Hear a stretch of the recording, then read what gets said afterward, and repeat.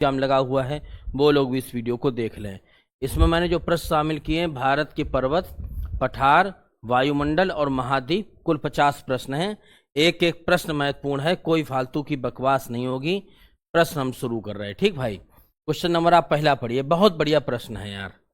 उत्तर भारत को दक्षिण भारत से अलग करने वाली पर्वत श्रृंखला कौन सी है जो एक प्रकार का अवशिष्ट पर्वत भी है? बताइए, उत्तर भारत को दक्षिण भारत से अलग करने वाली पर्वत श्रृंखला कौन सी है जो एक प्रकार का अवशिष्ट पर्वत भी है? हिमालय पर्वत श्रृंखला, विंध्याचल है, अरावली है कि बाबूजी सतपुड़ा है? इसका आंसर होगा विंध्याचल पर्वतमाला। विंध्याचल पर्वतमाला का थोड़ा सीन समझ लें।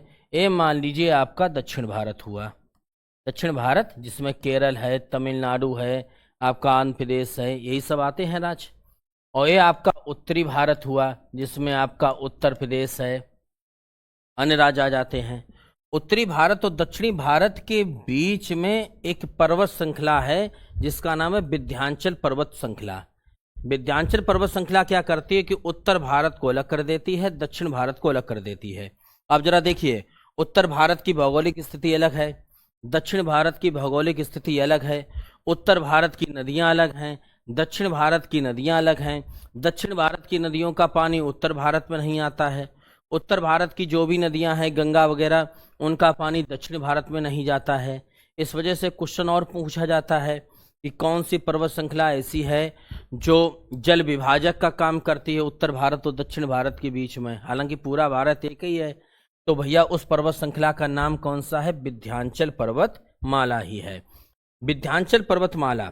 अब एक बात और समझ लेना, विंध्याचल पर्वतमाला जो है वो आपकी यूपी, एमपी और बिहार में फैला हुआ है।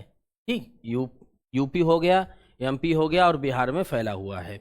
एक चीज और समझ लेना, यूपी टेट के हिसाब से महत्वपूर्ण क्वेश्चन हो जाएगा कि जो विंध्याचल पर्वतमाला है उसका कुछ हिस्सा जो है उत्तर प्रदेश में आता है, उसकी कुछ श्रेणियां जो हैं वो उत्तर प्रदेश में हैं, जिनको बोला जाता है कैमूर श्रेणियां। कौन सी?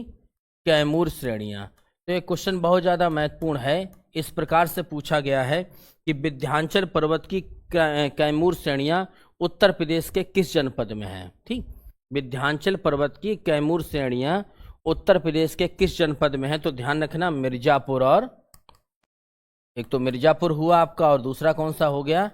सोनभद्र हो गया।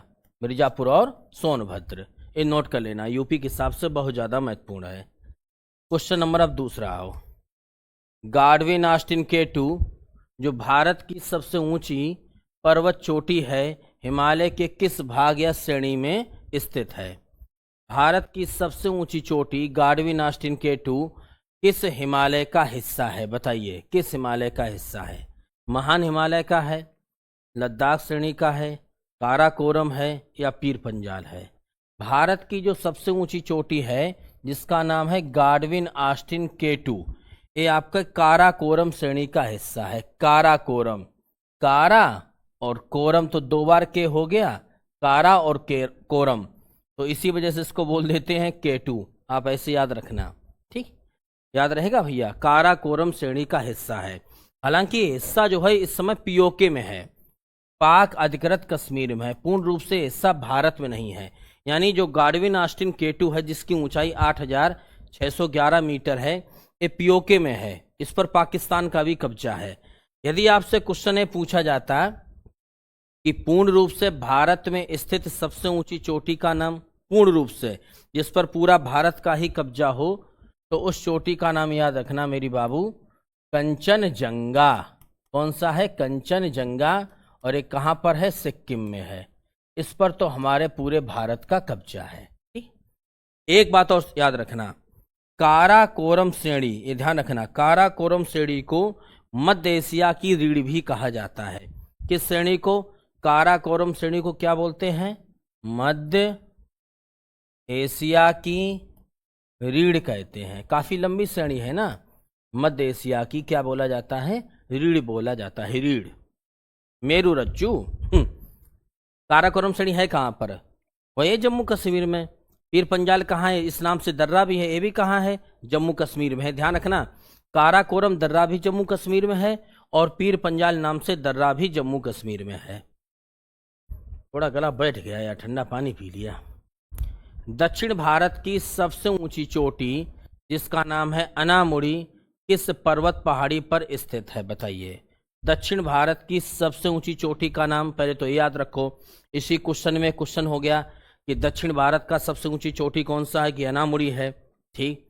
और ये किस पहाड़ी पर स्थित है, नीलगिरी की पहाड़ियों पर है, अन्नामलाई की पहाड़ियों पर है, इलायची की पहाड़ियां या पालनी की पहाड़ियां। बहुत जबरदस्त क्वेश्चन है यार, नंबर 1 का ललन टॉप क्वेश्चन है। दक्षिण भारत की जो सबसे ऊंची चोटी अनामुड़ी, वो बाबूजी अन्नामलाई पहाड़ियों की चोटी है। किसकी है? अन्नामलाई पहाड़ियों की ही सबसे ऊंची चोटी है। ठीक, अन्नामलाई की पहाड़ियां बाबूजी कहाँ पर हैं? केरल में है। ध्यान रखना, कहाँ पर हैं? केरल में है। इसी प्रकार से इलायची की पहाड़ियां या कार्डेमम की पहाड़ियां कहाँ पर हैं बाबूजी? केरल में है। केरल में है, ध्यान रखना, ये ध्यान रहे आपको। ठीक, अगला अगर आपसे पूछा जाए कि नीलगिरी की पहाड़ियां कहाँ पर हैं, तो नीलगिरी की पहाड़ियां तमिलनाडु में है, तमिलनाडु में है। और इसकी सबसे ऊंची चोटी का नाम दोदा वेट्टा है, यानी दूसरा वेटा है, दोदा वेट्टा है। किसकी? नीलगिरी की पहाड़ियों की सबसे ऊंची चोटी का नाम कौन सा है? दोदा वेट्टा है। और ये भी याद रखना, दक्षिण भारत की दूसरी सबसे ऊंची चोटी है, लेकिन नीलगिरी की पहाड़ी की सबसे ऊंची चोटी कौन सी मानी गई है? दोदा वेट्टा मानी गई है। सब लोग याद रहेगा। इसी नीलगिरी की पहाड़ी पर बाबूजी आपको याद होना चाहिए कौन सी जनजाति रहती है? टोडा जनजाति रहती है। कौन सी जनजाति रहती है? टोडा जनजाति रहती है, याद रहेगा। और जो नीलगिरी की पहाड़ियां हैं आपकी, वो पूर्वी घाट और पश्चिमी घाट का मिलन बिंदु है।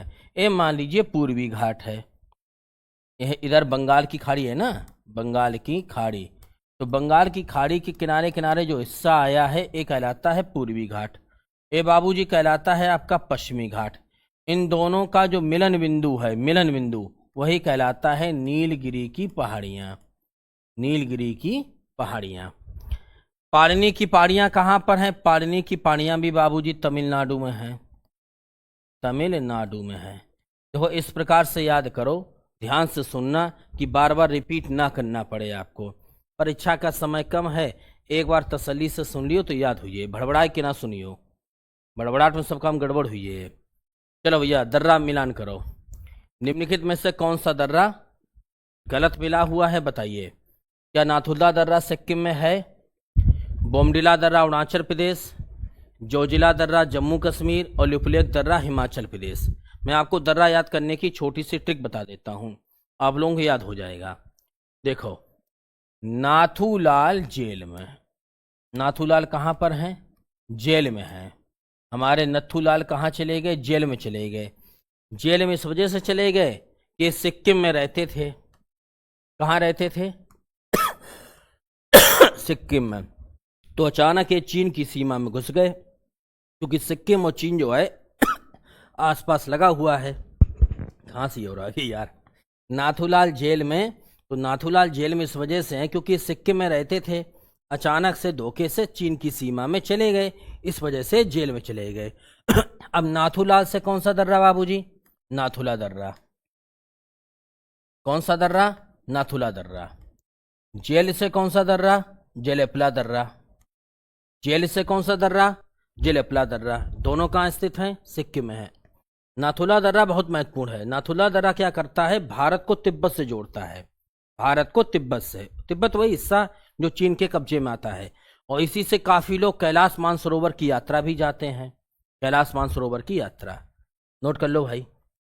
अगला हम बात करें, बोमडिला दर्रा कहां पर है? अरुणाचल प्रदेश में है, इसमें भी कोई डाउट नहीं है। जोजिला दर्रा की बात करें, जितने भी दर्द भरे शब्द हैं, क्योंकि जम्मू कश्मीर के लोगों को बहुत बड़ा दर्द है, ठीक, जितने भी दर्द भरे शब्द आ जाएं, उर्दू अल्फाज के शब्द आ जाएं, समझ लेना जम्मू कश्मीर है। जैसे मैं बताऊं, जोजिला दर्रा हुआ, पीर पंजाल दर्रा, वहां के लोगों को बड़ी पीड़ा है, बड़ी पीड़ा है ना, इतना आतंकवाद फैलता है। वहां के बुजुर्ग भी परेशान है, बुर्जिल दर्रा, ठीक, वहां के हालात भी ज्यादा अच्छे नहीं हैं, बनिहाल दर्रा, ठीक। जोजिला दर्रा पीर पंजाल दर्रा, बुर्जिल दर्रा और बनिहाल दर्रा, ये सभी दर्रा कहाँ पर हैं? जम्मू कश्मीर में है, ध्यान रखना भाई। अगला, अब हम बात करते हैं लिपुलेख दर्रा की। लिपुलेख दर्रा बाबूजी हिमाचल प्रदेश में नहीं है, ये उत्तराखंड में स्थित है। हम याद कैसे करेंगे? माना नीत के लेख हैं, ठीक। हमने मान लिया कि आप जो लेख लिखकर लाए हो, जो भी कविता लिखकर लाए हो, हमने मान लिया वो किसका है? नीत का है। माना नीत के लेख हैं, ठीक। माना नीत के लेख हैं, तो माना से दर्रा कौन सा हुआ? माना दर्रा। नीत से कौन सा दर्रा हुआ? नीत दर्रा। और लेख से कौन सा दर्रा हुआ? लेपु लेख दर्रा। ये लिपुलेख दर्रा जो है वो कहाँ पर है? उत्तराखंड में है। ये तीनों दर्रा उत्तराखंड में है, माना, नीत और लिपुलेख। याद रहेगा, लिपुलेख दर्रा के माध्यम से भी लोग कैलाश मानसरोवर की यात्रा जाते हैं, क्योंकि उत्तराखंड चीन की सीमा से लगा हुआ है। याद रखना भाई, ठीक। ये भी दर्रा भारत को चीन से जोड़ता है। मेघालय में स्थित गारो, खासी, जयंतिया की पहाड़ियाँ भौगोलिक रूप से किसका भाग हैं? बताइए। जो मेघालय में गारो, खासी, जयंतिया, ये पहाड़ियाँ भी हैं, ये जनजातियाँ भी हैं, मेघालय में ही हैं। ये बताइए किस पहाड़ी का हिस्सा हैं? क्वेश्चन नंबर आपको बताना है अब 5, आराम से बताओ। अच्छा, हिमालय पर्वत का आप लोग गलत बता रहे हो। जो लोग पूर्वी घाट बता रहे वो भी गलत है। ध्यान रखना, प्रायद्वीपीय पठार का हिस्सा है। कौन से पठार का हिस्सा है? प्रायद्वीपीय पठार का हिस्सा है। कौन सी पहाड़ियाँ? गारो, खासी, जयंतिया की पहाड़ियाँ। किस राज्य में है बाबूजी? मेघालय में है। किस पहाड़ी का हिस्सा है या किस पठार का हिस्सा है? प्रायद्वीपीय पठार का हिस्सा है। आप प्रायद्वीपीय पठार समझे, भारत 3 ओर जल से घिरा हुआ है। जो चारों जल से घिरा होता है उसे बोलते हैं द्वीप। जैसे अंडमान निकोबार एक द्वीप है, क्योंकि चारों समुद्र से घिरा हुआ है। लक्षद्वीप एक द्वीप है, क्योंकि चारों अरब सागर से घिरा हुआ है। और जो 3 ओर जल से घिरा होता है उसे बोलते हैं क्या? प्रायद्वीप। क्योंकि इधर हमारे पूरब में कौन सी खाड़ी हो गई? बंगाल की खाड़ी। इधर कौन सा सागर है? अरब सागर है। यहाँ पर कौन सा सागर है? हिंद महासागर है। अब बीच वाला हिस्सा क्या कहलाएगा? पठार कहलाएगा। क्या कहलाएगा? पठार। क्योंकि 3 ओर जल से घिरा हुआ है तो इसको हम प्रायद्वीपीय पठार कहेंगे। यही पठार का एक हिस्सा कहाँ गया है? मेघालय में गया है, जहाँ पर गारो, खासी, जयंतिया की पहाड़ियाँ भी बनती हैं। यहीं पर आपको मालूम होगा विश्व का सर्वाधिक वर्षा वाला स्थान मासिनराम मेघालय भी है। चलिए, ये भी प्रश्न बहुत लाजवाब है यार, बहुत लाजवाब। भारत के किस पठार को भारत का रूर कहा जाता है? क्योंकि यहाँ देश का सर्वाधिक खनिज भंडार पाया जाता है। बताओ भैया, किस पठार को भारत का रूर कहते हैं? क्योंकि यहाँ पर सर्वाधिक खनिज पाया जाता है। दक्कन का पठार, मालवा का पठार, छोटा नागपुर का पठार या बुंदेलखंड का पठार? तो ये सबको मालूम होना चाहिए। झारखंड में, किस राज्य में? झारखंड में एक छोटा नागपुर का पठार है, जो खनिज संपदा की दृष्टि से भारत का सबसे संपन्न क्षेत्र है। यहाँ पर विभिन्न प्रकार के लौह अयस्क प्राप्त किए जाते हैं। लौह अयस्क प्राप्त होता है, कोयला के भंडार हैं। क्योंकि झारखंड में आपको मालूम होगा झरिया नाम से एक बहुत बड़ी कोयला की खान है। झारखंड के झरिया में बहुत बड़ी कोयला की खान है। झरिया इसी वजह से फेमस है। तो छोटा नागपुर पठार में लौह अयस्क है, कोयला है, दुनिया भर के अयस्क निकाले जाते हैं। इसी वजह से इसको भारत का रूर कहते हैं। भारत का रूर इस वजह से कहा जाता है कि जर्मनी में एक रूर नाम की जगह है, तो वहाँ से बड़ी मात्रा में खनिज निकाला जाता है। उसी प्रकार से भारत में खनिज जो निकाला जाता है छोटा नागपुर पठार से निकाला जाता है। ठीक, छोटा नागपुर पठार की सबसे ऊंची चोटी का नाम है पारसनाथ की पहाड़ियाँ। पारस, अरे यार क्या लिख दिया पारस, रात के 12 बजे वीडियो बनाए रहे हैं। नाथ की पहाड़ियाँ, ठीक, पारसनाथ की पहाड़ियाँ इसकी छोटा नागपुर पठार की सबसे ऊंची चोटी का नाम याद ऐसे रख लेना। यहाँ पर इतना खनिज निकलता है, समझ लो पारस पत्थर जैसा निकलता है। जिसको पारस पत्थर मिल जाए वो पैसा वाला हो जाता है। उसी प्रकार से जिसको छोटा नागपुर का पठार मिल गया वो पैसा वाला हो गया। ठीक, याद रहेगा। यहीं पर बाबू हजारीबाग वन्यजीव अभ्यारण्य है। हजारीबाग कहाँ पर? झारखंड में। अब झारखंड को ऐसे याद रखना, हजारों बाग हैं तभी तो झारखंड बना। हजारों बाग ना होते तो झारखंड कैसे बनता बताओ? हजारों बाग ना होते तो झारखंड कैसे बनता? इसी प्रकार से जब झाड़ियों का खंड है, झारखंड है, तो यहाँ पर खूब राज करो, खूब महल बनाओ, कोई रोकने वाला नहीं। तो राजमहल की पहाड़ियाँ भी यहीं पर हैं।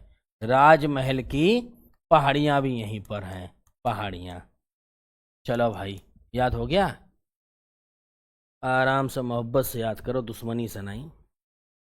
भारत के प्रायद्वीपीय पठार की आकृति कैसी है और इसका निर्माण मुख्य रूप से किस प्रकार से हुआ है? किससे हुआ है? चलिए बताइए। भारत का जो प्रायद्वीपीय पठार है उसकी आकृति कैसी है और इसका निर्माण किस मुख्य रूप से किससे हुआ है? पढ़िए ऑप्शन। पहला ऑप्शन है वर्गाकार हिमनद से। दूसरा ऑप्शन है कि त्रिभुजाकार प्राचीन गोंडवाना लैंड के टूटने से। और तीसरा ऑप्शन है वृत्ताकार नदियों के जलोढ़ निक्षेप से या हवा के कटाव से। तो भारत के प्रायद्वीपीय पठार की आकृति कैसी है बाबूजी? त्रिभुजाकार है। ठीक। प्राचीन भारत का नाम सभी को मालूम होना चाहिए, हम इसको गोंडवाना लैंड कहते हैं। गोंडवाना लैंड, क्योंकि भारत का सबसे बड़ा जनजातीय समूह कौन सा है? गोंड है। गोंडे सबसे बड़ा जनजातीय समूह है। और यहाँ इस लैंड पर, इस भूमि पर कौन रहता था? गोंड जनजाति रहती थी। तो भारत का भौगोलिक दृष्टि से नाम देखा जाए तो गोंडवाना लैंड भी बोला जाता है। तो एक तो इसकी आकृति त्रिभुजाकार हो गया, दूसरा प्राचीन गोंडवाना लैंड के टूटने से और ज्वालामुखी के निकले लावा से इसका निर्माण हुआ है। ध्यान रखना, ज्वालामुखी के लावा से। एक ध्यान और रखना, जो दक्कन का पठार है, दक्कन का पठार, जब आप जाएंगे महाराष्ट्र तो महाराष्ट्र में आपको दक्कन का पठार मिलेगा। दक्कन का पठार। और दक्कन का पठार जो है वो ज्वालामुखी का जब लावा निकलता है तो लावा जब बाहर आता है तो कौन सी चट्टानें बनती? ग्रेनाइट चट्टानें। अब इस बारे इसको कायदे समझ लो। मान लीजिए ज्वालामुखी है और जब तक इसके अंदर तरल पदार्थ भरा होता है तो इसको बोलते हैं मैग्मा। क्या बोलते हैं? मैग्मा। ये ज्वालामुखी का जो मैग्मा जब बाहर आता है तो इसको बोलते हैं लावा। इसका मोबाइल भी आता है। और लावा जब ठंडा हो जाता है तो बहुत कठोर चट्टान के रूप में बदल जाता है। इस चट्टान को बोलते हैं, कौन सी चट्टान है? ग्रेनाइट, बेसाल्ट चट्टानें। हाँ, बेसाल्ट चट्टानें बनती हैं। बिल्कुल सही है, बेसाल्ट चट्टानें बनती हैं। ठीक। और इन्हीं बेसाल्ट चट्टानें जो होती हैं, जब इनका क्षय होता है यानी टूटती हैं तो इनसे काली मिट्टी बनती है। कौन सी मिट्टी बनती है? काली मिट्टी बनती है, काली मिट्टी। इसी वजह से प्रायद्वीपीय पठार में कौन सी मिट्टी पाई जाती है? काली मिट्टी पाई जाती है। दक्कन के पठार में कौन सी मिट्टी पाई जाती है? काली मिट्टी पाई जाती है। और काली मिट्टी किससे आती है? ज्वालामुखी का जो मैग्मा होता है उससे निकलता है लावा, और लावा से बनती है बेसाल्ट चट्टानें, ग्रेनाइट चट्टानें। आग्नेय शैलें बनती है ना, उन्हीं आग्नेय शैलों के प्रकार हैं बेसाल्ट और ग्रेनाइट। बेसाल्ट चट्टानों का जब क्षय होता है, टूटती हैं, तो काली मिट्टी बनती है। और इसी काली मिट्टी में किसकी खेती होती है? कपास का खेती होता है, कपास का। ध्यान रहेगा भैया, कपास का खेती। उत्तर प्रदेश का झांसी हुआ, ललितपुर है, महोबा है, बांदा है। बांदा तो अभी बहुत गर्म रहा, पूरे विश्व में अभी बताया गया था, अखबार में मैंने पढ़ा था कि सबसे गर्म स्थल रहा बांदा। हमीरपुर है। ये जिला बताइए किस पठार के अंतर्गत आते हैं? आप लोग बताओ। ये तो यूपी वाले बता ही सकते हैं। बघेलखंड, बुंदेलखंड, मालवा या रीवा या पन्ना, इतना तो बता ही सकते हो। देखिए मैं बताऊं, झांसी, ललितपुर, महोबा, बांदा, हमीरपुर, जालौन, जालौन भी आता है। ठीक। ये सारे जिला जो हैं वो बुंदेलखंड में आते हैं। बुंदेलखंड में कितने जिला आते हैं? बुंदेलखंड में 7 जिला आते हैं, उसी पठार के सब हिस्सा हैं। ठीक। बांदा से तो बाबूजी हीरा निकाला जाता है, हीरा। अब बांदा वाले जानते होंगे हीरा की खाने हैं। बहुत बड़ी मात्रा में, थोड़ा बहुत तो निकलता ही होगा। वायुमंडल की किस परत में मौसम संबंधी सभी घटनाएं जैसे बादल का बनना, बिजली का कड़कना, वर्षा का होना, कोहरा, ये सब कुछ घटनाएं घटित होती हैं? बताइए वायुमंडल की कौन सी परत में सारी घटनाएं, प्राकृतिक घटनाएं घटित होती हैं? बताओ। नहीं मालूम? ये तो सिंपल क्वेश्चन है। वायुमंडल कितनी परतें हैं? 5। एक तो आपकी सबसे निचली परत का नाम हुआ क्षोभ मंडल, इसका अंग्रेजी में नाम याद रखना, परीक्षा में पूछा जाता है, ट्रोपोस्फेयर। ठीक। इससे ऊपर कौन सी परत है? समताप मंडल, स्ट्रेटोस्फेयर। ठीक। फिर होता है मध्य मंडल, मेसोस्फेयर। फिर होता है आयन मंडल, आयनोस्फेयर। फिर होता है बहिर्मंडल। इस प्रकार से अपने वायुमंडल का कितने परतें हैं? 5 परतें हैं। और सबसे निचली परत का नाम जो है वो क्षोभ मंडल है। जैसे मान लीजिए वायुमंडल है हमारा, तो सबसे निचली परत का नाम क्या है? क्षोभ मंडल है, क्षोभ मंडल। और जितनी भी, क्योंकि हम लोग क्षोभ मंडल में रहते हैं, तो क्षोभ मंडल में ही सारी प्राकृतिक घटनाएं होती हैं। ज्वालामुखी यहीं आएगा, भूकंप, जितनी मुसीबतें हैं सब यहीं आनी है। ठीक। एक बात और याद रखना, क्षोभ मंडल में क्वालिटी होती है कि प्रति 165 मीटर की ऊंचाई पर जब हम जाएंगे बाबूजी, तो 1 डिग्री सेल्सियस तापमान में कमी आती है। कितने डिग्री सेल्सियस? 1 degree Celsius. कितनी ऊंचाई पर? प्रति 165 मीटर की ऊंचाई पर 1 डिग्री सेल्सियस तापमान कम हो जाता है। बताओ भैया, ओजोन परत जो सूर्य की हानिकारक परावैंगनी किरणों को पृथ्वी पर आने से रोकती है या उनको अवशोषित करती है, तो ओजोन परत किस मंडल में पाई जाती है? बताओ। क्षोभ मंडल, समताप मंडल, मध्य मंडल या महामंडल? ये तो बता दो। बिल्कुल सही। देखो भैया, ओजोन परत आपकी पाई जाती है समताप मंडल में। इसका नाम क्या है? समताप मंडल। सम माने समान, ताप रहता है, इसी वजह से समताप मंडल में आपका ओजोन परत भी पाया जाता है। समताप मंडल में ही आपके वायुयान उड़ाए जाते हैं। जो हवाई जहाज आप देखत उड़ रहे हैं, सब समताप मंडल में, क्योंकि तापमान यहाँ पर समान है। और जब बाबूजी तापमान समान है तो सीधी सी बात समझ लो, उन बादल नहीं बने हैं। जब बादल नहीं बने तो आसमान साफ साफ दिखाई पड़े, तो हवाई जहाज अपना उड़त चलो जाता आराम से, धकाफेल। ठीक। अब समताप मंडल में ही ओजोन परत पाई जाती है। अब तो ओजोन परत को लोग नष्ट कर रहे हैं, तो ओजोन परत नापने की इकाई क्या है? ये भी याद रखना, डाप्सन है, डाप्सन। यानी वायुमंडल की परतें जो हैं उनको नापने की इकाई भी डाप्सन है। ओजोन दिवस कब मनाते हैं? 16 सितंबर। अब कमेंट बॉक्स में तुम खाली इतनों में बताओ सीधा कि कौन सा ऐसा प्रोटोकॉल या सम्मेलन हुआ था जहां पर ये कहा गया था कि हमें ओजोन परत का संरक्षण करना है? 1987 में हुआ था। इस प्रश्न को जरूर बताना तुम लोग, बता दियो, कसम है विद्या रानी की। अंतरिक्ष से आने वाले उल्का पिंड वायुमंडल की किस परत में प्रवेश करते ही जलने लगते हैं? बताओ। अंतरिक्ष से आने वाले उल्का पिंड वायुमंडल की किस परत में प्रवेश करते ही जलकर नष्ट हो जाते हैं? बताओ। अरे यार लो, थोड़ा क्वेश्चन इधर कर लें, तुम्हें दिखाई नहीं पड़ो कैसे दिखे? अब तो दिख रहा है। हम क्वेश्चन हालांकि बोल भी तो रहे हैं। वायुमंडल की किस परत में उल्का पिंड जब आते हैं ऊपर से टूटकर, अगर वे जलकर नष्ट ना हो, तुम्हारी खोपड़ी पे गिरे तो भरता बन जाए, आदमी के प्राण पखेरु उड़ जाए। ये तो पृथ्वी का कमाल है प्रकृति का कि हम लोगों की जान बची है। मध्य मंडल, क्योंकि मध्य मंडल जो है वायुमंडल की सबसे ठंडी परत मानी जाती है, सबसे ठंडी परत मानी जाती है। यहाँ पर माने 100 डिग्री सेल्सियस तक तापमान रहता है। और उल्का पिंड भागता हुआ आया, गर्म उल्का पिंड है, यहाँ पर जब ऐसे ही पहुंचा तो ठंडा है भैया, -100 डिग्री सेल्सियस, जलकर नष्ट हो जाएगा, बिल्कुल नष्ट हो जाएगा। गर्म सरिया को एकदम आप पानी में डालो, एकदम आग जैसी लगती है, ठंडा जाता है मामला। इसी वजह से मध्य मंडल जो है सबसे ठंडी परत होती है, इसी में आकर। हाँ चलो भाई अगला बताओ, थोड़ा नहीं क्वेश्चन बढ़ाए। दिख रहा होगा क्वेश्चन? अरे अब तो दिख रहा है। रेडियो तरंगें पृथ्वी से प्रसारित होकर वायुमंडल की किस परत से परावर्तित होकर पुनः पृथ्वी पर लौट आती हैं, जिससे बेतार संचार संभव होता है? रेडियो तरंगें पृथ्वी से प्रसारित होकर वायुमंडल की किस परत से परावर्तित होकर पुनः पृथ्वी पर आती हैं, जिससे हमारा टीवी है, रेडियो है, फोन है, ये सब चलता रहता है। बताओ भैया कौन सा मंडल है वो? आयन मंडल। जितने भी उपग्रह हैं, सैटेलाइट हैं, सब आयन मंडल में प्रक्षेपित किए जाते हैं, सब आयन मंडल में। इनका तभी छतरी का मुंह कहाँ किया जाता है? ऊपर की तरफ। तो आयन मंडल में क्या होता है कि विद्युत चुंबकीय क्षेत्र है, तो तरंगें परावर्तित होकर नीचे आती हैं और हमारे मोबाइल का नेटवर्क चल रहा है या जो भी आपकी डिश टीवी चल रही, इसी वजह से चल रही है।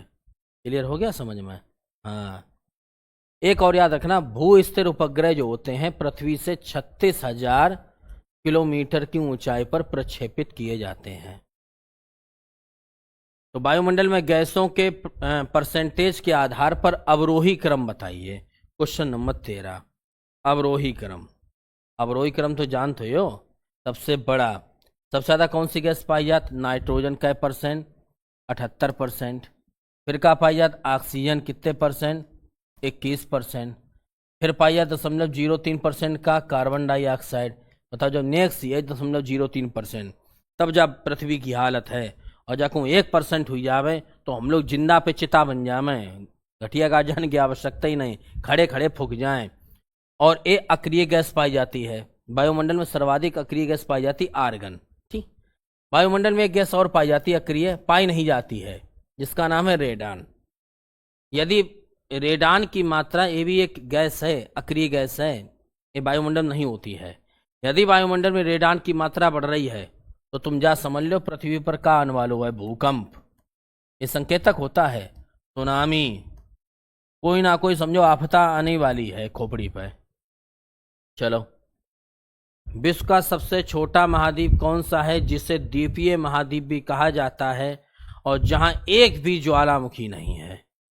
एक भी ज्वालामुखी नहीं। इन्हीं तीन में से बताई दो, एक चौथों में दिखाइए नहीं, इन्हीं तीन में से एक सही है। बताओ विश्व का सबसे छोटा महाद्वीप कौन सा है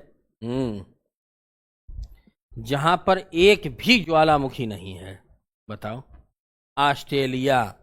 ऑस्ट्रेलिया सबसे छोटा महाद्वीप है, एक भी ज्वालामुखी नहीं है, और ऑस्ट्रेलिया में ही विश्व की सबसे बड़ी मूंगे की चट्टान ग्रेट बैरियर रीफ पाई जाती। बहुत बड़ी मूंगे की चट्टान है, कई किलोमीटर, हजारों किलोमीटर फैली हुई है, और ये जो है प्रशांत महासागर के तट पर है।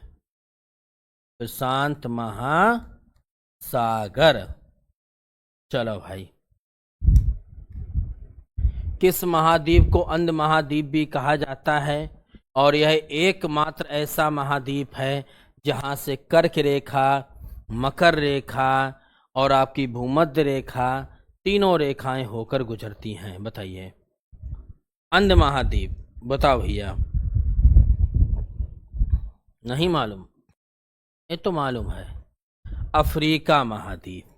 अफ्रीका महाद्वीप अगर आप देखेंगे विश्व के नक्शे पर, तो यहाँ से भूमध्य रेखा, जिसको 0 डिग्री की अक्षांश रेखा कहते हैं, 23.5 डिग्री की उत्तरी अक्षांश रेखा क्या कहलाती है? कर्क रेखा कहलाती है। 23.5 डिग्री की दक्षिणी अक्षांश रेखा क्या कहलाती है? मकर रेखा कहलाती है। ये उत्तरी अक्षांश रेखा कर्क कहलाती है, ये 23.5 डिग्री दक्षिणी अक्षांश रेखा मकर कहलाती है, और ये तीनों रेखाएं चूंकि काल्पनिक रेखाएं हैं, किस महाद्वीप से होकर गुजरती हैं? अफ्रीका महाद्वीप से होकर गुजरती हैं। ध्यान रहेगा, अफ्रीका महाद्वीप में बहुत ज़्यादातर देश गरीब हैं, दक्षिणी सूडान है, केन्या है, बहुत खाने के लाले। भारत तो जब समझ लो आप पैदा हुई गए, भाई दिन समझो आपने बहुत बड़ो पुण्य कर लो, तो मुन कर लो, तो भारत जैसी भूमि कहीं नहीं मिले है, हर चीज़ की सुविधा है, बेकार करें हम लोग खुद ही। हाँ, अफ्रीका महाद्वीप में एक चीज़ और याद रखना, अफ्रीका महाद्वीप में एक मरुस्थल याद रखना, सहारा का मरुस्थल। भारत विश्व का सबसे बड़ा मरुस्थल है कौन सा? सहारा का मरुस्थल, जो कि बाबूजी उत्तरी अफ्रीका में है। और इसी प्रकार से कालाहारी मरुस्थल है, अफ्रीका के लोग काले होते हैं, हार गए फेरन लवली लगात, ये दक्षिण अफ्रीका में है। कालाहारी मरुस्थल कहाँ है? दक्षिण अफ्रीका में है। यहीं पर विश्व की सबसे लंबी नदी बहती कौन सी? नील नदी। नील नदी और निकलती है नील नदी। सफेद महाद्वीप या विज्ञान के लिए समर्पित महाद्वीप किसे कहा जाता है? जहां भारत का एक अनुसंधान केंद्र जिसका नाम है मैत्री और भारती स्थित है। सफेद महाद्वीप बताओ। नहीं मालूम। अंटार्कटिका 98% भाग पर बर्फ है। 98% भाग पर बर्फ है। यहाँ कोई रहते ही नहीं, निर्जन है। निर्जन का मतलब है जहाँ पर कोई जन ना रहता हो, कोई पब्लिक नहीं रहती है, तो निर्जन महाद्वीप है। 98% भाग पर यहाँ पर तो आप समझ लो बर्फ ही बर्फ है और कुछ दिखाई नहीं पड़त है।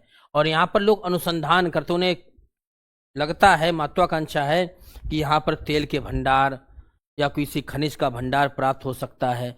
भारत ने अपना जो अनुसंधान केंद्र बनाया था पहला, उसका नाम दक्षिण गंगोत्री था, यहीं पर है। कई देश अपने अनुसंधान केंद्र बनाए हैं, कई देश। एंडीज पर्वतमाला जो विश्व की सबसे लंबी पर्वतमाला है, और अमेजन नदी जो अफवाह मतलब होता है चौड़ाई की दृष्टि से विश्व की सबसे बड़ी नदी, किस महाद्वीप में स्थित है? बताओ। बहुत सुंदर क्वेश्चन बताया रे तुम लोग, बहुत बढ़िया। दक्षिण अमेरिका महाद्वीप, एंडीज पर्वतमाला। एंडीज पर्वतमाला की ही सबसे ऊंची चोटी का नाम है एकांकगुआ। एकांकगुआ लिख जान दो भैया, एकांकगुआ है। यहीं पर अमेजन नदी बहती है। यहीं पर बाबूजी आपको मालूम होगा अमेजन वर्षा वन है। अमेजन वर्षा वन, इतने घने जंगल हैं बाबूजी, इतनी ज़्यादा ऑक्सीजन देते हैं हम लोगों को। अमेजन वर्षा वन यदि नष्ट हो जाए तो आज की डेट में जीवन खत्म हो जाए पृथ्वी पर। इसी वजह से इनको पृथ्वी ग्रह का फेफड़ा कहते हैं। राइटिंग ना देखो, भावनाएं समझो, और हम जो बोल रहे वो सुन लो आप। पृथ्वी ग्रह का फेफड़ा भी कहते हैं। दक्षिण, अच्छा जय जंगल इतने बड़े बड़े हैं तो यहाँ पर पक्षी भी रहते होंगे, इसी वजह से अमेजन वर्षा वन को यानी दक्षिण अमेरिका को पक्षियों का महाद्वीप भी कहते हैं। बहुत सुंदर सुंदर पक्षी यहाँ पर आपको दिखाई पड़े हैं, बहुत सुंदर सुंदर। निम्नलिखित में से किस महाद्वीप में एक भी मरुस्थल नहीं पाया जाता है? बताओ। एक भी मरुस्थल नहीं पाया जाता है, एक भी। मरुस्थल दो चार हम आपको याद करा दिए ऐसे ही। यूरोप महाद्वीप में एक भी मरुस्थल स्थित नहीं है, यूरोप में। ठीक। अपने भारत में कौन सा मरुस्थल स्थित है? थार का मरुस्थल। थार का मरुस्थल है भारत और पाकिस्तान, वही जैसलमेर का बॉर्डर। याद ऐसे कर लेना, भारत और पाकिस्तान एक दूसरे से खार खाए बैठे हैं, तो भारत और पाकिस्तान के बीच में थार का मरुस्थल है। याद रहेगा, इतना तो याद ही कर लियो। ओके। हाँ, सबसे ठंडा मरुस्थल याद रखना कौन सा है? गोबी का मरुस्थल। गोबी का मरुस्थल। गोबी वैसे भी ठंड के सीजन में आता है। कहाँ पर है? मंगोलिया में है। मंगोलिया में है। विश्व का सबसे शुष्क मरुस्थल कौन सा है? शुष्क मरुस्थल, शुष्क मरुस्थल तो अटाकामा मरुस्थल है। अटाकामा, आटा कम है ना, इसी वजह से शुष्क है। विश्व का सबसे शुष्क मरुस्थल कौन सा है? तो अटाकामा, आटा कम है इसी वजह से शुष्क है। कहाँ पर है? चिली देश में है। अब आटा कम है तो हमने क्या किया, यहाँ पर चिली सॉस खा ली। कौन सी सॉस खा ली? Chilli sauce. विश्व की सबसे बड़ी मीठे पानी की सुपीरियर झील। यहाँ मीठे पानी का मतलब जाने कि पानी से शक्कर निकले, मीठे पानी का मतलब है यहाँ पर ताज़ा पानी, फ्रेश वाटर। बताइए किस महाद्वीप में? एशिया महाद्वीप में सुपीरियर झील कहाँ पर? एशिया, यूरोप, उत्तरी अमेरिका या अफ्रीका? तो भैया सुपीरियर झील यानी सुपर पानी कहाँ मिल सकता आपको? भारत में, विश्व में, सॉरी भारत बता रहे, अमेरिका में ही मिल सकता है सुपीरियर झील। बड़ा जबरदस्त झील है। यहाँ पर तो बहुत बड़ी बड़ी झीलें हैं, 5 महान झीलें पाई जाती हैं। एक तो आपकी बाबूजी होगी सुपीरियर झील अमेरिका में, मिशिगन झील अमेरिका में, क्या गजब की झीलें हैं। ओंटारियो झील, ओंटारियो झील सब अमेरिका में है। 5 बहुत फेमस झीलें हैं। मिशिगन झील तो बहुत फेमस है अमेरिका की। तिब्बत की सांगपो नदी को भारत में किस नाम से जाना जाता है? सांगपो, बताओ। सांगपो, नाम ही इसी चलते इंको चिंको पिंको।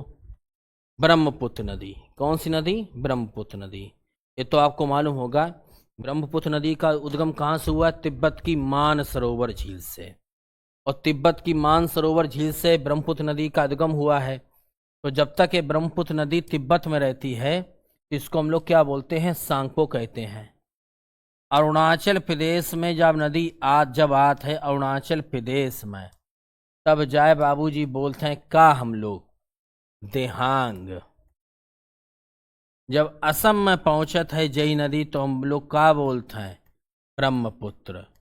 और असम में ही यही नदी विश्व का सबसे बड़ा नदी द्वीप बनाती है, जिसका नाम है जोराहट। सामने से हट, क्योंकि हम बड़ा जोर लगाए के आए रहे हैं। कहाँ से आए रहे हैं? तिब्बत से निकल के आए हैं, तो जोराहट कहा जाता है। और जब यही नदी पहुंचती है बांग्लादेश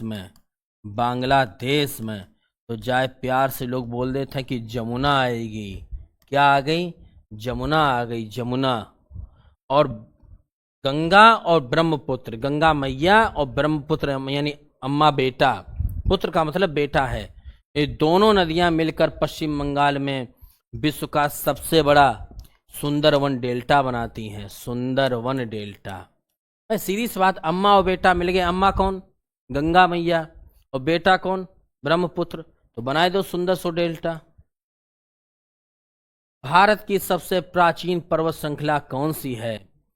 और उसका नाम है अरावली पर्वत। इसकी सबसे ऊंची चोटी का नाम बताओ। चलो, अरावली पर्वत विश्व की सबसे प्राचीनतम श्रृंखला है और इसकी सबसे ऊंची चोटी का नाम क्या है? गुरु शिखर, जो कि कहां पर है? राजस्थान में। धूपगढ़ी, धूपगढ़ी इसकी सबसे ऊंची चोटी है, बताओ। धूपगढ़ी पर्वत की, धूपगढ़ी जो है किस पर्वत की सबसे ऊंची चोटी है? अरे बाबूजी सतपुड़ा। याद ऐसे कर लियो कि सतपुड़ा पर क्या पड़ी? धूप पड़ी। सतपुड़ा पर क्या पड़ी? धूप पड़ी। और जब धूप पड़ी तो कौन सी नदी निकली? ताप्ती निकली, ताप्ती निकली। याद ऐसे करना, जैसे मान ली किसी वस्तु पर जब धूप पड़ती है, जैसे मान ली हमारे ऊपर धूप पड़े तो धूप पड़ने पर क्या होता है? ताप निकलता है ना, ताप। इसी प्रकार से सतपुड़ा पर धूप पड़ी तो क्या निकला? तपन निकला। ठीक।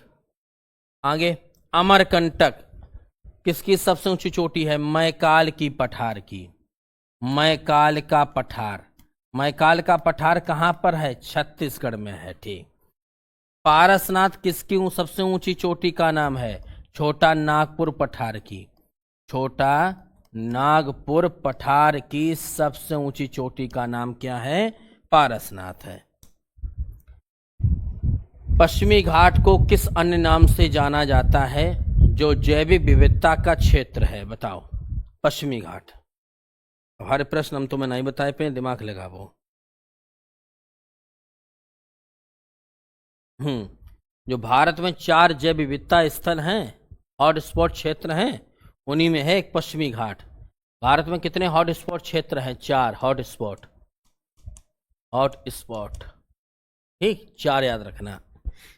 पश्चिमी घाट को हम लोग सह्याद्री भी कहते हैं। सह्याद्री, ठीक। वैश्विक जैव विविधता हॉट स्पॉट स्थल भी है, ये याद रखना। कोरोमंडल तट नहीं, कोरोमंडल तट पे ऊपर एक क्वेश्चन आता है कि भारत में लौटते हुए मानसून से वर्षा, शीतकालीन वर्षा, लौटते हुए मानसून से वर्षा, या हम एक कह दें लौटते हुए मानसून जाए कि शीतकालीन, मई जून में तो अपने यहाँ होता है, जून जुलाई में, उसके बाद अक्टूबर नवंबर दिसंबर में वर्षा होती है कोरोमंडल तट पर। कोरोमंडल तट किस राज्य में है? तमिलनाडु में है, याद रखना। पूर्वी घाट और पश्चिमी घाट की पर्वत श्रेणियां किस राज्य में आकर मिलती हैं? Question number 23। पूर्वी घाट और पश्चिमी घाट का मिलन बिंदु क्या कहलाता है? मैंने कई बार आपको बताया है। पूर्वी घाट और पश्चिमी घाट की पहाड़ियां मिलती हैं आकर तमिलनाडु में, और इन पहाड़ियों का नाम क्या है? नीलगिरी की पहाड़ियां। इसकी सबसे ऊंची चोटी का नाम क्या है? दोदा बेट्टा है। दोदा बेट्टा है। इन पहाड़ियों पर कौन सी जनजाति रहती है? टोडा जनजाति रहती है। कौन सी जनजाति रहती है? टोडा जनजाति रहती है। और दक्षिण भारत में ही एक बहुत बड़ा फेमस स्थल है ऊटी। ऊटी जो पर्यटन स्थल है, एक पर्यटन स्थल है भैया, पर्वतीय पर्यटन स्थल मान लो, वो भी तमिलनाडु में है। सतपुड़ा पर्वत श्रृंखला की सबसे ऊंची चोटी कौन सी है? जो मध्य प्रदेश के प्रसिद्ध पर्यटन स्थल पंचमढ़ी में स्थित है। बताइए, अभी मैंने आपको बताया था। सतपुड़ा पर क्या पड़ी? धूप पड़ी। तो सतपुड़ा की सबसे ऊंची चोटी का नाम क्या है? धूपगढ़ी है। ध्यान रखना, सतपुड़ा पर क्या पड़ी? धूप पड़ी। अरे ये तो याद ही रहेगा। ये ब्लॉक पर्वत है। कौन सा? सतपुड़ा पर्वत कैसा है? ब्लॉक पर्वत। ब्लॉक पर्वत का मतलब ये पर्वत था सीधा सीधा सा ऐसा, तो इसका बीच वाला भाग धस गया, ठीक, धस गया है। इसी वजह से ध्यान रखना, ये पूछा जाता है कि सतपुड़ा कैसा पर्वत है? एक ब्लॉक पर्वत है। और इसकी सबसे चोटी का नाम क्या है? धूपगढ़ी है। साथ में यहाँ पर एक महादेव की पहाड़ियाँ भी हैं। कौन सी पहाड़ियाँ? महादेव की पहाड़ियाँ भी हैं। कहाँ पर? मध्य प्रदेश में है भाई। और ये ध्यान रखना, इसके उत्तर में नर्मदा नदी बहती है और दक्षिण में ताप्ती नदी बहती है। तो इस वजह से क्वेश्चन पूछा जाता है कि कौन सी पर्वत श्रृंखला नर्मदा और ताप्ती को अलग अलग करती है? तो नर्मदा अलग और ताप्ती अलग हो जाती है। ताप्ती अलग हो जाती है। याद रहेगा भाई? चलो भाई, हाँ, इसी की और व्याख्या कर लें। कालसूबाई कहाँ पर है? दक्कन के पठार की चोटी है। दक्कन के पठार की चोटी है। महाबलेश्वर किसकी चोटी है? दक्कन के पठार की चोटी है। दक्कन का पठार कहाँ पर है? मैंने बताया था।